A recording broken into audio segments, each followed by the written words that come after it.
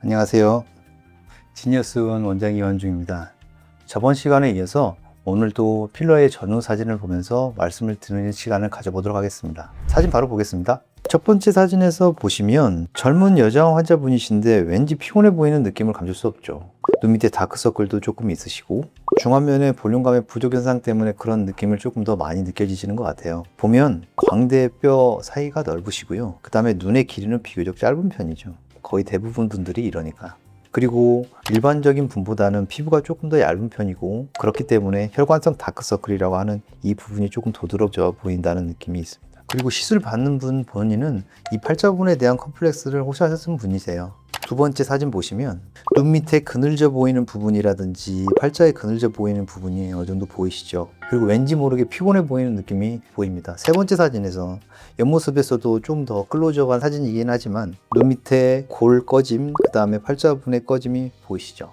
그런데 이 전후 케이스 같은 경우에는 직후 사진이기 때문에 이런 환자분들을 눈 밑에 필러 하면 되겠지 라고 그냥 시술을 해야 되는 건 아니고요. 분명히 단점이 생겨요. 왜 그런 단점이 생기냐면 피부가 충분히 얇으시기 때문에 이런 분들에 대해 눈밑 필러를 하게 되면 눈 밑에 틴들 현상이라고 하는 살짝 푸른색으로 비쳐 보이는 현상이 생길 수가 있습니다. 그걸 만들지 않고 이 부분에 대해서 충분히 완벽하게 시술을 할 수 있다.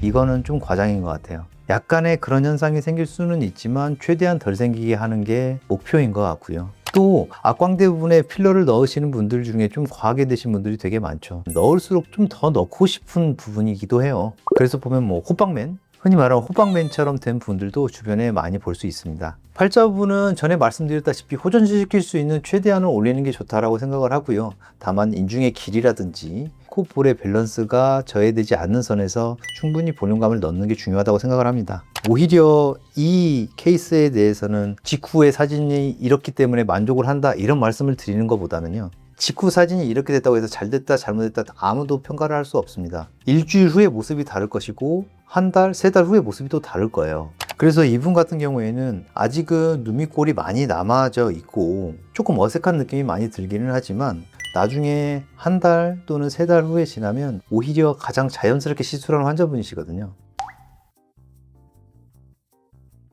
그런데 이 부분은요, 눈 밑에 부분에 필러로 호전시킬 수 있는 부분이 분명히 한계가 있고 어떤 분들은 수술을 통해서 꼭 해야만 되는 분들도 분명히 있습니다. 수술이 오히려 자연스러운 경우도 훨씬 더 많이 있고 또 그 반대로 수술보다 필러의 케이스가 훨씬 더 나은 경우도 많이 있거든요. 제가 경험해본 필러들은 입자가 조금 더 단단한 하드한 필러의 라인, 그 라인에서 부작용의 케이스가 있기 때문에 특히나 우리 눈밑이라든지 앞광대 부분에 약간의 소프트한 필러를 사용해야 되는 그런 부분들 같은 경우에는 부작용의 이슈가 그렇게 차이 나는 것 같지도 않고요. 그 다음에 지속기간의 측면에서도 제가 봤을 때는 이 부분이 얼굴의 모든 부분 중에 가장 필러가 오래가는 부분인 것 같아요. 그렇기 때문에 굳이 필러의 종류에 따른 차이는 크게 없다고 보는 게 이 부위이기도 합니다. 그래서 다음에 3년 있다 5년 있다 굳이 재시술을 할 수 없는 부분이거든요. 그래서 이왕 하는 김에 조금 더 안전한 필러로 사용하는 게 좋지 않나 저는 그렇게 생각을 합니다.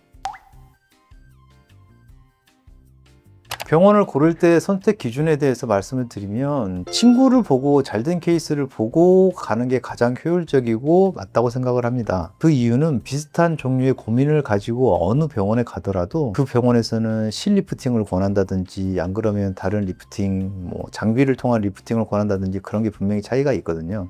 친구가 잘된 케이스를 보고 병원에 가서 충분한 상담을 통해서 시술을 결정하는 것이 가장 좋다고 생각을 합니다. 오늘은 많이들 궁금해하시는 중안면 중에 눈밑, 팔자, 앞광대 시술에 대해서 말씀을 나눠봤는데요. 가장 생기 있어 보일 수 있고 또 가장 덜 늙어 보일 수 있고 가장 어색해 보일 수도 있는 부분이기 때문에 얼굴 전체의 밸런스에 맞춰서 또 어색하지 않게 시술을 하는 게 무엇보다도 중요하다고 생각을 합니다. 다음번에도 다른 케이스 사진을 보고 더 상세하게 설명드리는 시간을 갖도록 하겠습니다. 감사합니다.